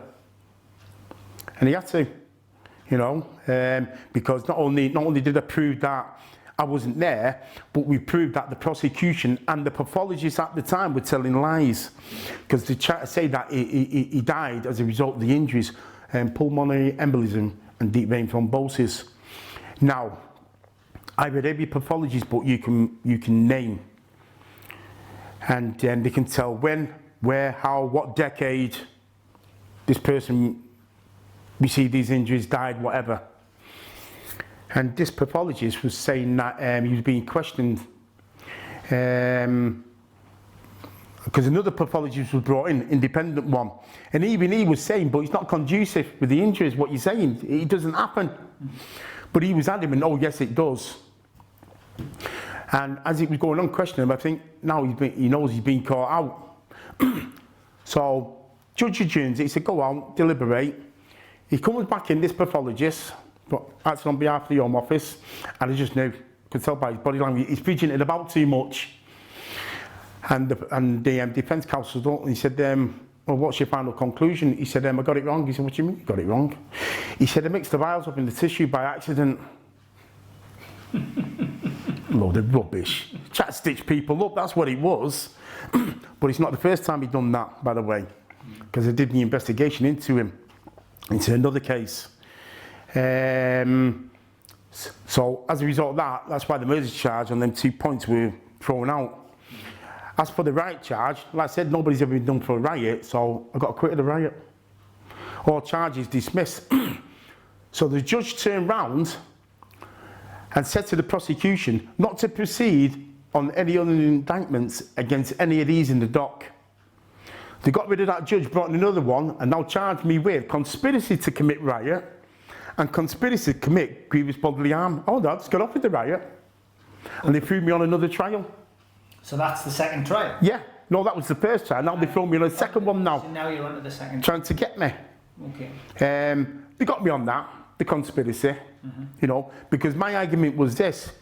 Can you show me, outside the conspiracy factor, you know, what I've done by grievous bodily harm? Who I was supposed to do it to? Because you're just saying, you know, that I've done it conspiracy-wise, which is suppositions and, you know, like, how can I put it? It's not conclusive, but it is. But it's the oldest charge in the book. But I wasn't really bothered because I knew what the game was, because the various trials taking place. And I'm quite sure now, as I sit here, that if they would have said, dismissed all of them charges, they would have said, well, we'll throw you on a third trial until we get you. Yeah. People would believe it. Determined to do it. So, Absolutely. so tell us about the escape from the Manchester. Right, the second one, we had the run of the mill during the course of the trial in the containment area, the cells downstairs. We could come up and down any time we want from the courts, just put our feet up downstairs if we want, etc. During the evening when it finished, we were transferred from there to CDC, Central Detention Centre in Manchester. All the women had been moved out, so they put us up there. Again, we had to run of the mill, do what we want to do, etc. Until the following morning. And during the course of having the run of the mill, you know, you get to know the place in and out, etc. Its strong points, its weak points. And on this particular day, I was stood in the recess area, one of the lads, and he was messing about with a broomstick, and he hit the ceiling, and it sounded hollow. And I went, yeah, pass that broomstick in. As he passed it, I've got it. I hit the ceiling, it went right through. So I pushed it right up. Now, the entrance from the recess area to the hallway to courtroom 4 is just across the way there, about 4 or 5 feet away. And I looked at the ceiling inside there to the ceiling there, and I thought, I bet you can walk from that point to that point. It's all hollow. I was right. And what happened, I said, right, get up, because, you know, the separation between the two cubicles, toilet area, you know, there's a ledge on top, so he climbed up, you know, made the hole bigger, got in. I said, judge it going across. He judged it on the other side of the door, leading up to the courtroom. And I said, make a hole with your finger. He made it hole. I was looking through the glass, I seen his finger. I said, that's it, that's our way out. But I said, we have to go this evening, no. We've got no choice. So anyway, we told everybody that was there, this is what's going to happen. But we said, look, we need some to stay behind. You know, you don't have to, but you can if you want. Because if we all go, it'd be too obvious. When they start saying, look, we need to transfer you across to the CDC. So a couple of lads said, well, I'm staying anyway. I said, that's right. So anyway, he climbed through, no one climbed through, I went through, the hole went bigger. Went across, dropped through, the hole went bigger. This is after all the courts are finished, between 4:30. Dropped into courtroom 4, went up the steps, courtroom was empty, made our way across. Knew that it was the judge's chamber, went in his chamber, no judge. Went out the exit way, ended up in the passageway. As we were walking in and out the labyrinth, so to speak, fellow walked towards us with a suit, which we presumed was a judge, and did end up being a judge. So we pretended we were workmen, said, look, we're a bit lost, we're doing some work, where's the exit? He went, just go A, B, C, D. We went A, B, C, D, ended up in the main foyer for the courtroom, and seen, at that time, you used to have 2 big double doors, like leading onto the square. And I remember we just pulled the bolts, bolts, unlocked it, pulled the doors open, went down the big steps, into the Crown Court, and all dispersed. Gone.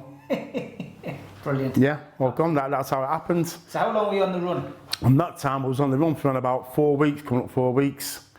Helping you again? And yeah, people were helping me, yeah. Only one time, on one particular occasion, I got paranoid. You know, I was down Wally Range, and I thought this helicopter was watching the house, and when he come and said, oh, I'm not staying here, that helicopter's on it. It wasn't, but your paranoia comes into play a bit. Made me down to Ashton-under-Lyne. I was a bit comfortable there. One of the lads I knew, he said, I'd take you to the back street gym. I went there, but he said, oh, don't get carried away, Al, for God's sake. I got carried away. But I think the trainer there already knew who I was by me being on the telly, photograph and all that. Because, the reason why I say that, because even though I was in the papers the first time, the second time I was in the papers for a week, and I thought, after a week, it's going to quell. But then I was thrown up in the papers again for the next week, and I thought, that's desperation. Because when I was exiting the premises, the gym, he nodded at me to say, yeah. But I never went back there again. But I had to come back to more or less Cheating Mill, Salford area. Met a couple of people that I knew because it was about transport funds. Met them in Salford, and it was all arranged for me to be out the country Monday. You know, you're out the country, start fresh life, get on with it all. But I said, look, you need to take me back out, and they said, be out in the rural area, I'll come back Monday. So they called the driver, he come and pick me up. As we turned, I think it's called Love Lane in Salford, as we turned onto it, I've looked to the wing mirror, and I've seen the cars behind me, unmarked cars. And I just knew, I thought, maybe keeping watch, I know it. And I said to him, he didn't have a clue about the car, he just knew that he's been instructed to take him where he wants to go. Yeah. And I said to him, do me a favour, mate. I said, can you pull over like this telephone box? Yeah, I just need to make a call. And he's just gone past it a few feet. I've got out, made my way towards the phone box, and these cars all coming. And right at the back of them, because there's quite a few, I start seeing the vans coming, and the marked cars coming. But I pretended that I didn't know. That's why I aimed for the phone box. And just as I got near it, boom, I was off. And I ran towards the masonettes. And one of the cars mounted the pavement, went across the grass, tried to cut me off or to beat him. And my mind's overworking. I thought they're going to get the dogs, they're going to get the dogs. I'm able to outrun them, don't bother me that, but I thought it's the dogs. And I seen an entranceway to one of the masonettes from the grass. There was the grass, but there was the pavement. And I thought, what do I do here? So I was speeding up faster, and as I got near the end of the grass, I remember I dived from the grass, right over the pavement, hit the door and went in. And I scuttled up the steps. And as soon as I got to the top and I dropped down, I looked over the ledge, and there they all are running. They're running all different ways. I thought, right, what do I do? And I looked behind me, and there was a door open. So I crawled towards the door, my hands and knees, in other words. And then when I was in, I shut the door and I went upstairs. And the lady come in, she was all right with me here, right, Salford lady, right down to earth. And I said, look, I don't want to be here, but the police after me. And I said, if anybody comes to the door, I said, don't let them in, I'll be gone out your life within ASAP. And more or less her attitude was, you're all right, don't worry about it. So I'm in the bedroom, I'm looking, they're all there now, but people are coming out of their houses now. And because they know the cop is plain clothes while they're all backing away from him. And I thought, right, and I looked in her house and there was no skylight. And I thought, I can't even get on the roof. So I thought, just bide me time. And the helicopter went. I thought, oh great, they're going to go, they're calling it off. And whatever period it was, I heard voices and I thought, So I've come out on the landing, top landing, and I've looked down towards the front door, and there's coppers in the house. And I thought, oh shit, what am I going to do now? I thought my only option is go through the window and drop down, even though I know they're out there. And I thought, right, okay, I've got to take my chances to try and hide. So I've gone back in the bedroom, and I know it sounds comical, I pulled the bed from the wall, slid down there, and I tried to pull myself into the bed, sandwich myself between the wall and the bed. And then I heard the door open, so I thought I'd lay still. Come in, couple of feet, and then next minute he seen me. So I stood up, I said, and as the store went out, I said, it's a fair cop, innit then? One of them ran, the other one stood there, next minute they went in, boom, loads of them. The fella who was in control of the whole situation stood at the bottom of the stairs. And as I walked down the stairs, they didn't grab hold of me as I walked down the stairs because there was that many.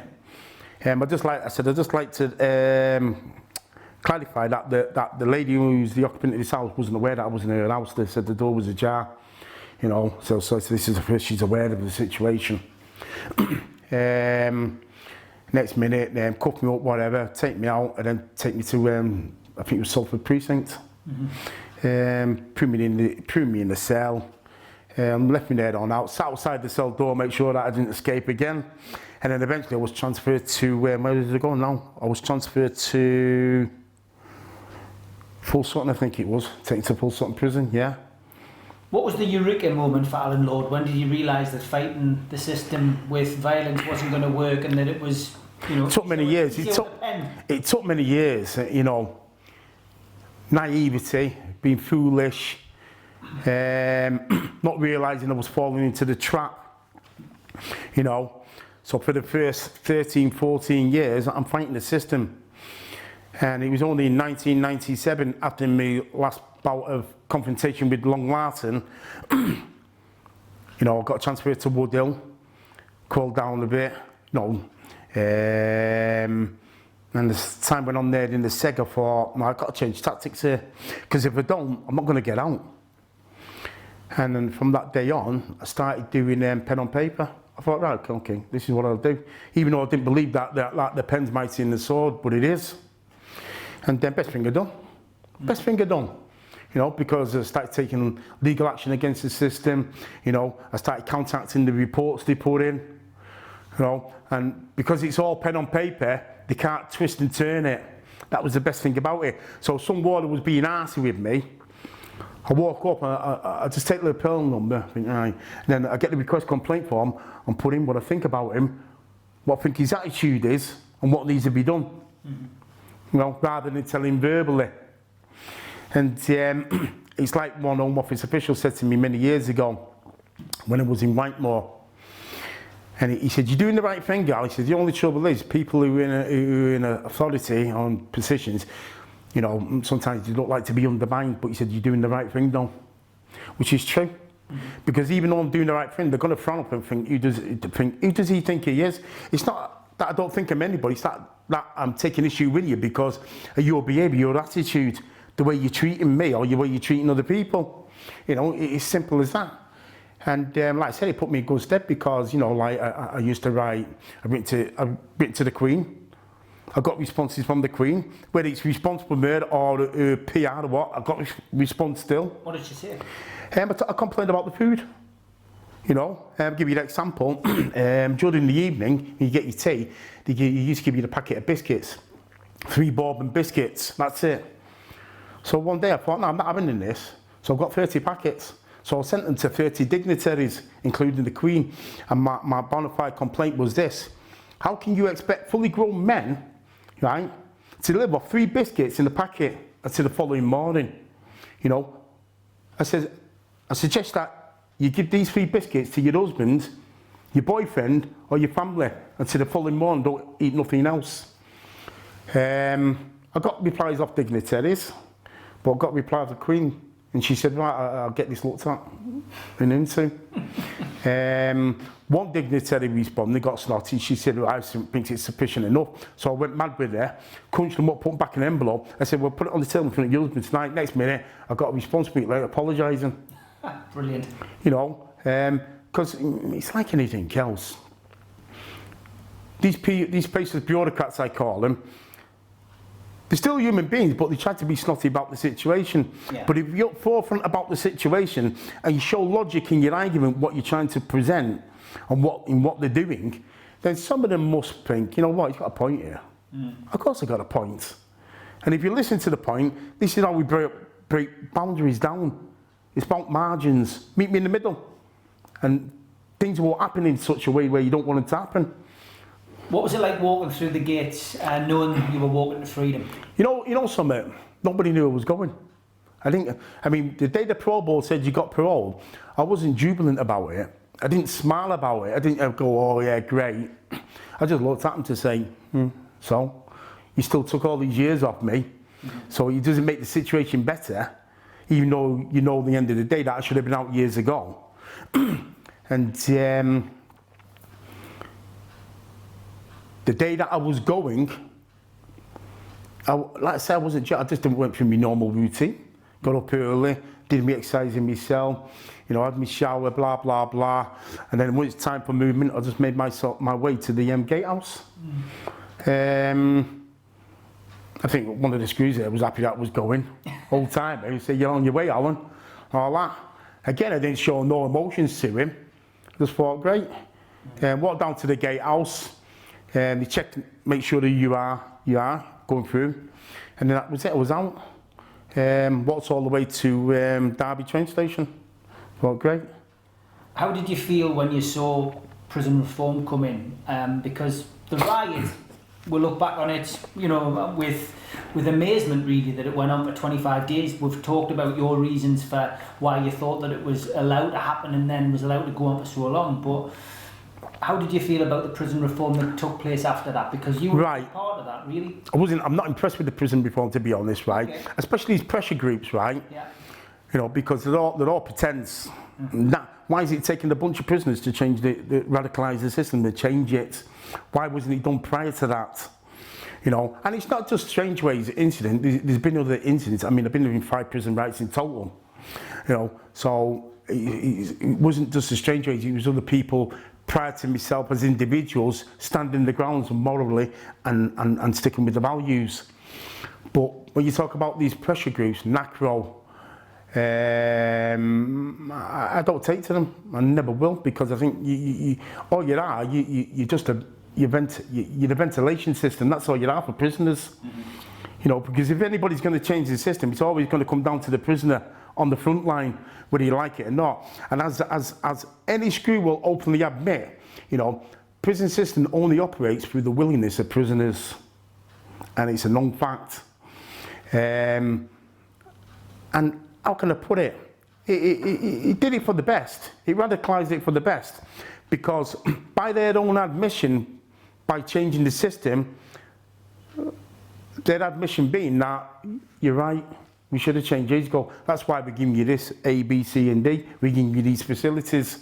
We're giving you longer visits, more visits. You can wear your own clothes, you showers every day. You know, you can have better facilities in your cell. And some people may frown upon that well, they shouldn't be having all these own comforts. Let's not distract from the fact, right, that it's not about own comforts in prison. You're still serving your servitude behind closed walls within a cell, you know, and the virtue of that alone is a burden on the individual as a person. Because don't think for one moment, because he's in that cell, that it's not having a profound effect.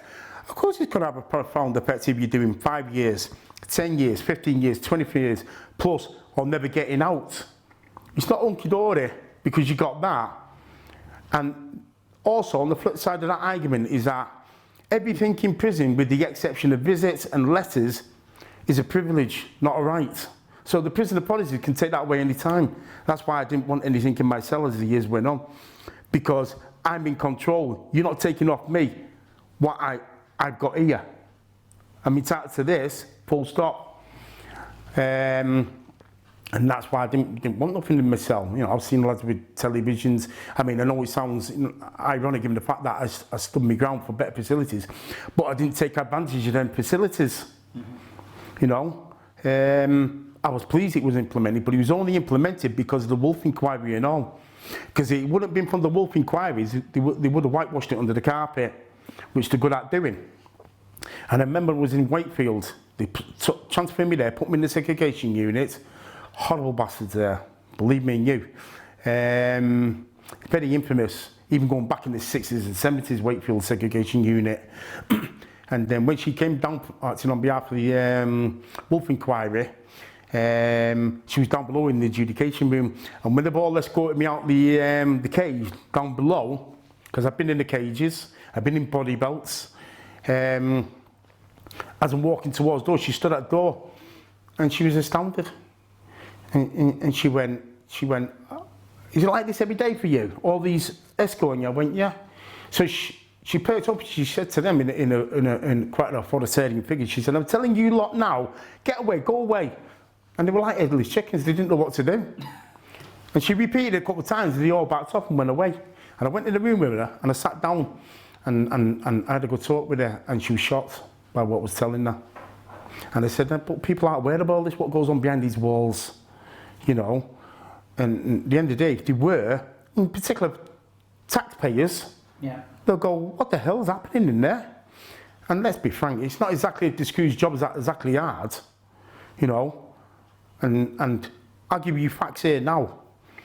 Throughout history, right, no prison officer, or screw, or turnkey, has ever been killed by a prisoner throughout history.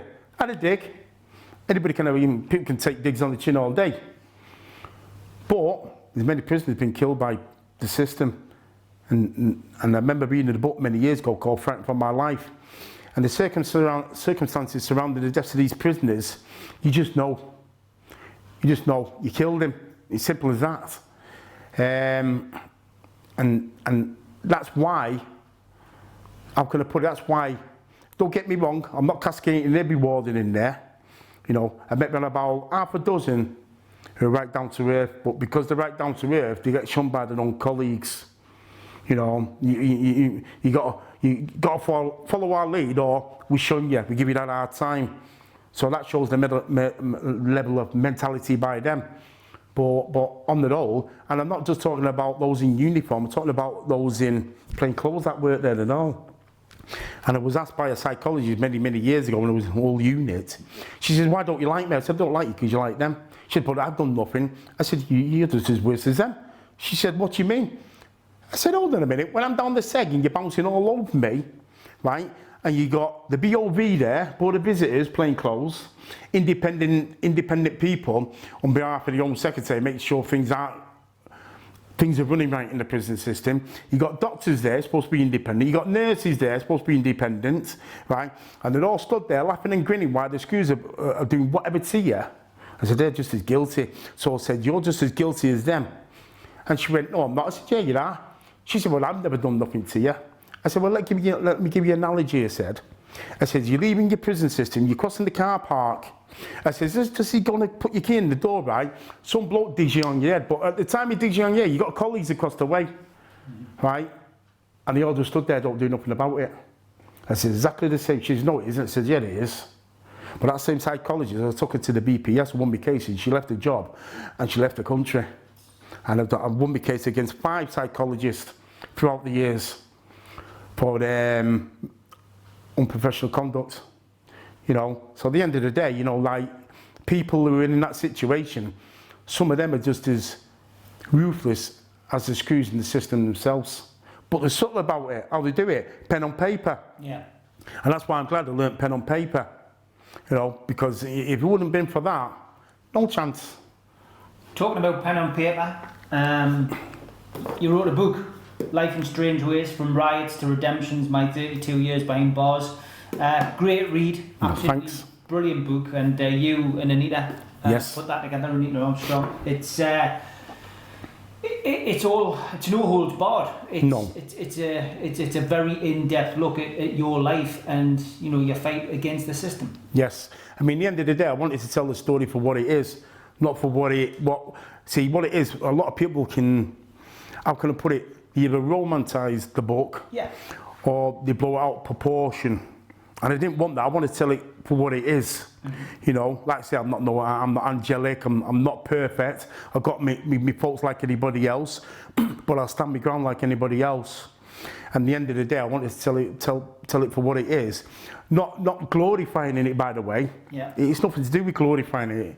It's just getting it out there that in reality, this is what the system's about.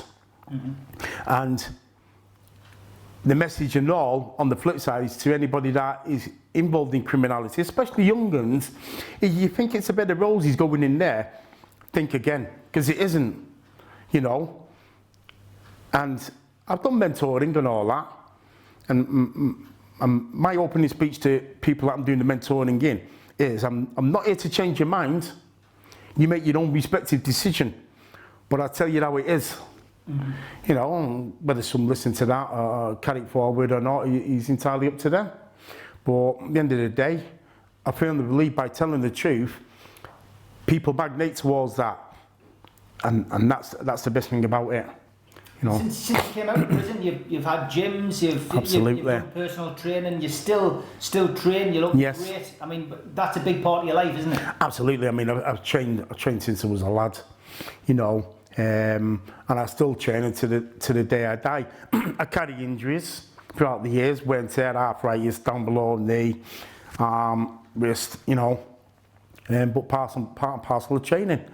But at the end of the day, when you're in places like prison, you know, you got to have your mindset, what you're aiming for. I mean, I'm self-educated, like I said to you from the onset. Prior to imprisonment, my faculties wasn't there. My attainment level wasn't there. You know, I learnt myself. I started off reading fictional books From fictional books, I went to autobiographies. From autobiographies, I started delving into the law. And I'm not saying I'm 100% professional in law, but I know enough about it to carry it forward. And even though people reading this book might think it's gratuitous violence, it isn't. There's a mixture there, you know. And if you can sort of like magnate towards parts where I do settle down, you see that I'm making leaps and bounds. You know, I'm doing my artwork. You know, I'm doing whatever any other prisoner is doing, getting on with it. Until somebody upsets the apple cart, then I go, no, that's it. Mm-hmm. After the book, of course, comes documentaries. There's been documentaries which you've contributed to. You've done podcasts. You're doing this today, but we've also got this, which is been a big work in progress with you and Anita. You're putting a script together. There's talk now, not just of a film, but also a TV series. Yes, that's correct. I mean, even though it's about me, you know, Anita's done the hard work by doing it. She's written the film script, she's written the book, and now she's written this 4-part series drama. And it's been hard graft, I must admit, but again, you know, it's leaps and bounds. It's about the end product, and like I say, it's not been easy, but inevitably, it's now come to fruition that we've got a deal here, hopefully. Mm-hmm. For the 4-part drama series. It's a hard work. And it's 3 steps back. It is hard, you know, and it's not the money situation. It's not about giving us money. Yeah. It's about telling the story. Mm-hmm. You know, because if something happens in history, I mean, they do it with all this Black Lives Matters, and it's not just about Black Lives Matters, it's about everything in history that transpires. You know, don't push it under the carpet. You know. It's got to be there on the shelf with anything else. So people are aware, future generation, that this is not the way to behave, whether you're in an institution or you're not, you know. And it's like I said during speeches, during interviews, the prison system has to change with the new generation, because the new generation's got different values. And if this prison system remains antiquated, which it does, because you got dinosaurs in the background still. You need to get rid of them. Put a new generation with better ideas who are going to listen to the new generation that are coming in. Then maybe make leaps and bounds with the prison system. But that applies anywhere else throughout life. You know, common sense dictates that. And, you know, this is why I'm glad that the book, the film script, you know, even though we've had ups and downs with the film, it's about the main investors coming on board. You know, but time's on my side, because this never will go away. The film scripts will never go away. Even if I die tomorrow, it's always going to be there. Last question, Alan. Do you still sleep on the floor? No. But I'll tell you one thing, right? I wish I was, you know, because I didn't start sleeping in bed immediately, and then eventually I was told more or less, sleep in the bed, try it. And I swear, my sleep's not like settled, it's sort of like unsettled. Yeah. I mean, this morning I got up 10 to 2 this morning. That's how unsettled it is. And there's moments I think, oh, I need to go back to that floor to do. You know, not because, you know, people may frown upon it. You got to fit in society. But what is it that you got to fit into society? Can you enlighten me? What's the norm? What's the conditioning? I'm an individual, you know, and people frown at the fact that, you know, I still get up early in the morning. How could you get up early? Because, you know, that's the way I am. Early bird, the day's mine then, innit? The bed's nice, but it isn't nice. I must tell you that now. Mm-hmm. You know, it's a backbreaker, so to speak. Many times I've got up and I've gone, oh, my back's sore today. Oh, but sometimes you just got to, you know, give and take in it, and that's what it's about. Alan Lord, thanks very much. Thanks very much, pleasure.